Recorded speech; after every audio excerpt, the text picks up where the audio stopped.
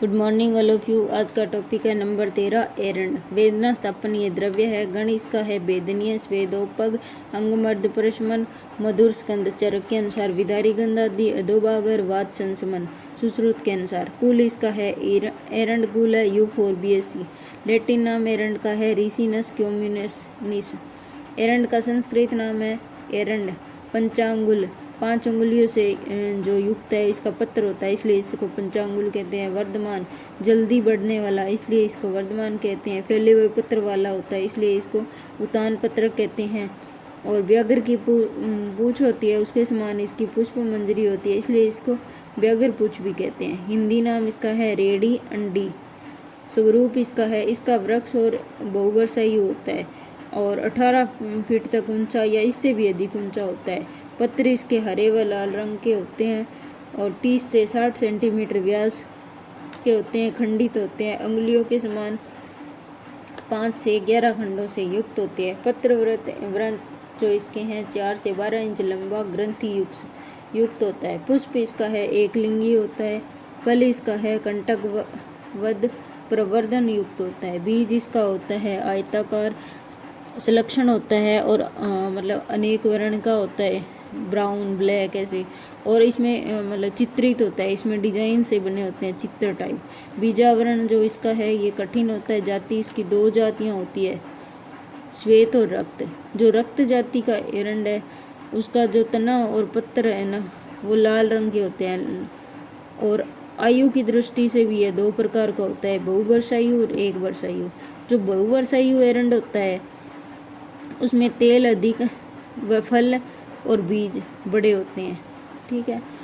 अब आता है इसका उत्पत्ति स्थान। समस्त भारत में यह 7000 फीट की ऊंचाई तक होता है और इसकी खेती की जाती है। रासायनिक संगठन एरंड का स्थिर तेल इसमें 37.6161% पाया जाता है। मांसाहार इसका 12 से 16% पाया जाता है और इसमें सूत्र जो पाए जाते हैं वो 23 से 25% तक होते हैं। बीजों में एल्बुमिन जातीय राइसिन नामक विषाक्त तत्व पाया जाता है। ये जो विषाक्त तत्व है इससे हमारे शरीर में वमन हो जाता है, उदरशूल हो जाता है, रक्तस्राव होने लग जाता है, तंद्रा आती है, अक्षेप आता है, शोथ और आद्य अवसाद हो जाता है। ऐसा होने पर इसकी चिकित्सा के लिए हम क्या करेंगे? अमाशय का प्रक्षालन करेंगे, लवण का रेचन करेंगे। एरंड तेल की प्राप्ति कैसे की जाती है?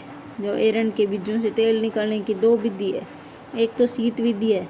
शीत विधि में सीधा मतलब बीजों को निकाल लिया और उनको दबाकर बिना ताप दिए, मतलब अग्नि नहीं देंगे और सीधा तेल निकालेंगे। यह इस तेल का जो रंग होता है वो हल्का पीला होता है और गंध से रहित होता है और ये रस इसका कटु होता है। अब इसकी जो दूसरी विधि है उष्ण विधि, इसमें बीजों का तेल जो होता है इसमें बीजों को जल में उबाल लेते हैं और कुछ ताप देकर ये जो तेल मतलब निकालेंगे दबाव देकर, तो ये मतलब उष्ण वाली विधि है। और ताप विधि से जैसे उष्णता से द्रवीभूत होकर तेल जो है ना अधिक मात्रा में प्राप्त होता है। गुण इसका है स्निग्ध है, तीक्ष्ण है, सूक्ष्म है। रस इसका है मधुर है, अनुरस है और अनुरस इसका जो कटु है, कसाय है। विपाग इसका मधुर है, वीर्य उष्ण है। कर्म जो इसका, अब आते हैं इसके कर्म में दोष कर्म है। उष्ण वीर्य होने के कारण ये कफवात का शमन करता है।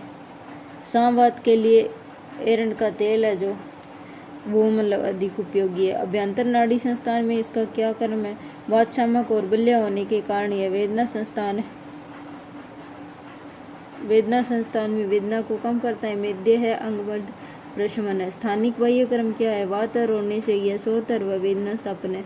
रक्त व संस्थान में हृदय व सोतर है। श्वसन व संस्थान में इसका क्या कर्म है? उष्ण व तीक्ष्ण होने के कारण यह कफगन है।